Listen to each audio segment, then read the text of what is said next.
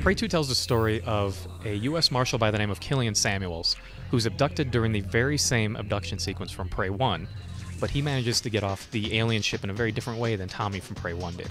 Killian wakes up and he's on this distant planet. He has no recollection of how he got there other than his abduction from Earth. But he realizes pretty early on that he's managed to take his skills and he's turned himself into a bounty hunter in this world. He's been there for a really long time, and the time that he's been there, he's made a number of friends and he's made a ton of enemies. He also thinks that he's the only human on this planet, but very quickly learns that he's not when he runs into Tommy from Prey 1. You will not be able to play as Tommy, but Tommy is a character in the game and you will encounter him multiple times. Essentially the story is it's kind of Killian uncovering what he was up to while he was on this planet, what he and Tommy were up to, and kind of his role in the kind of the larger universe. So the gameplay in Prey 2 is a little bit different than Prey 1.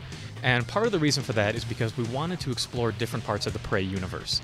At the end of Prey 1, Tommy blows up the sphere. He basically destroys where 99% of the game took place.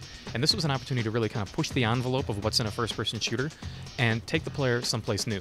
Because that's actually, for me, that was a big part of Prey 1, was we took the player someplace new and we let them do something they hadn't really done in a first-person shooter before. So with Prey 2, we're doing a very similar thing. We're taking you someplace new, and we're letting you experience gameplay that you've really never seen in a first-person shooter before. Prey 2 is an open-world game, meaning it's my choice where I go. It's my choice what missions I take, or even if I take a mission. I could choose to just explore the world and try to find kind of ambient encounters, try to find ambient bounties that I'm going to take down. So a big part of being a bounty hunter is you've got a lot of cool weapons and a lot of cool gadgets. And the game currently has well over 20 different gadgets, and there's over 40 different upgrades for those gadgets.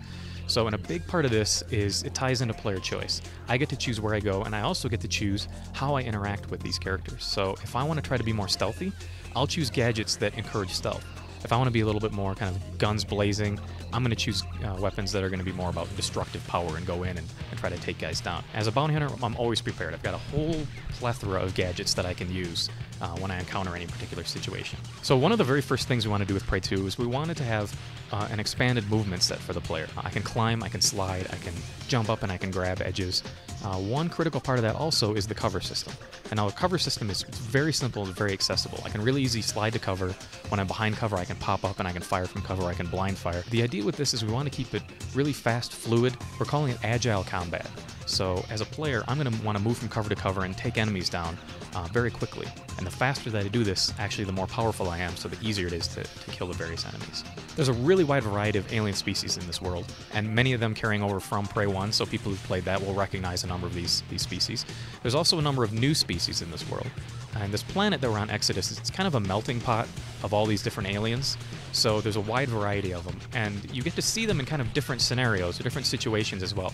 Prey 2 does feature a security system in the world. It's an open world game, so if I go around and I just kind of start blowing away random people or just start shooting people for no reason, the cops will come out and will pursue me.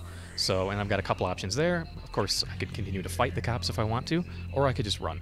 And of course, if you continue to fight the cops, it will escalate and become more and more difficult. If I tend to play more like a good guy, my rep goes up a certain way. If I play like a bad guy, my rep will go down, which will have effects on kind of how various characters interact with you, what missions are available to you, kind of how, like, even how, like, vendors will interact with you. If you're more of a good guy, the vendors are probably more likely to cut you a break. Prey 2 actually has no multiplayer. The game is interesting enough, and the open world stuff makes the game very large and very expanded, and there's a lot of gameplay there. The bulk of the missions actually take place in this larger open world.